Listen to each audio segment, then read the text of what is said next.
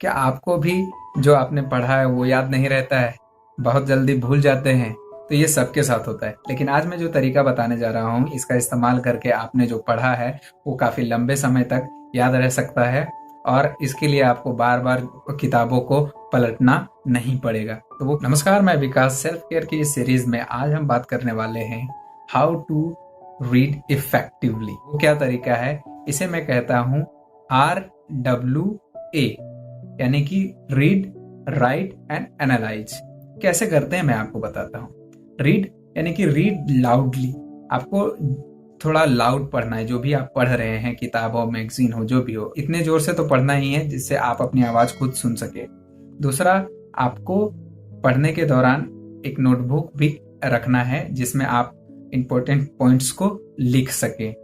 तीसरा, आपको एनालाइज करना है। जो आपने पढ़ा वो आपके रियल लाइफ एक्सपीरियंस में है या नहीं है, उसमें आपका अपना पॉइंट ऑफ व्यू क्या है, जो राइटर ने बताया, और आपका अपना पॉइंट ऑफ व्यू उसमें क्या है, उसे एनालाइज कीजिए और उसके बाद जो आपने समझा है अंत में उसको लिखिए। जब ऐसा करते हैं तो जो आपने पढ़ा उसे लिखा, फिर एनालाइज किया और फिर आपका पॉइंट ऑफ व्यू क्या है, उसमें आपका एक्सपीरियंस क्या है, आप राइटर के पॉइंट ऑफ व्यू से एग्री करते हैं या नहीं करते हैं, जो भी आपको समझ आता है उसको लिखिए।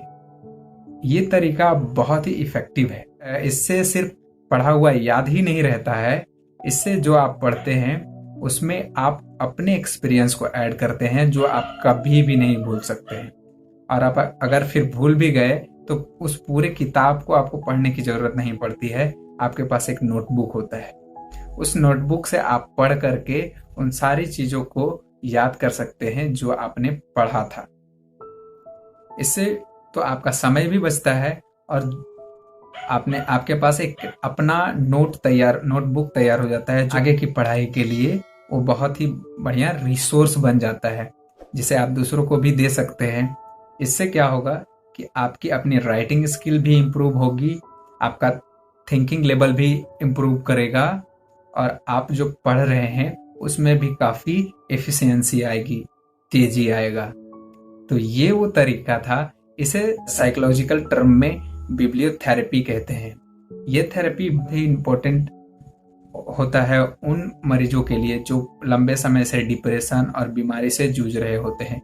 उनको इमोशनली हील करने के लिए, माइंड को एक स्ट्रेंथ देने के लिए इस थेरेपी का इस्तेमाल किया जाता है।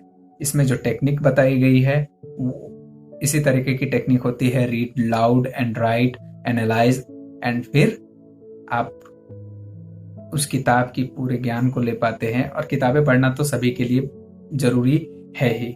इससे क्या होता है, जब हम किताब पढ़ते हैं तो उससे हमारे कई सारे सेंसेस जो होता है वो एक्टिवेट हो जाता है। इसमें क्या क्या एक्टिवेट होता है मैं आपको बताता हूँ। जब हम किताब पढ़ते हैं तो हमारी जो आँख है वो एक्टिवेट हो जाता है। हम जब पढ़ते हैं तो हमारा मुंह भी काम करता है, और जोर से पढ़ते हैं तो हमारा कान भी काम करता है और हमारा माइंड भी काम करता है, यानी कि लेफ्ट राइट दोनों माइंड कंबाइंड रूप से काम करता है। तो न्यूरोप्लास्टिसिटी जनरेट होता है। न्यूरोप्लास्टिसिटी जो जनरेट होता है वो हमारे माइंड के लिए बहुत ही ज्यादा लाभदायक होता है। और ऐसा हम करते हैं तो ना सिर्फ हम पढ़े हुए को याद रख पाते हैं, इससे हमारी क्रिटिकल थिंकिंग और जो हम बार बार डिप्रेस हो जाते हैं, बार बार लो फील करते हैं, सैडनेस आता है, इसको भी अवॉइड कर सकते हैं। तो आज के लिए इतना ही। अगर आप इस टेक्निक का इस्तेमाल करते थे तो बताइए, अगर नहीं करते हैं तो इसका इस्तेमाल कीजिए। मैंने इस थेरेपी को पढ़ने से पहले ही मैं इसका इस्तेमाल करता था और एक बुक का नाम है how to win friends and influence people का पूरा मैंने पढ़ा और नोट भी किया और उसे अपने एक्सपीरियंस के आधार पे जो भी एग्जाम्पल्स थे उसे लिखा। तो मुझे फिर दोबारा उस किताब को पढ़ने की जरूरत नहीं पड़ती है। जब भी मुझे पढ़ना होता है जानकारी के लिए तो मैंने जो नोट किया है उसी को पढ़ लेता हूँ।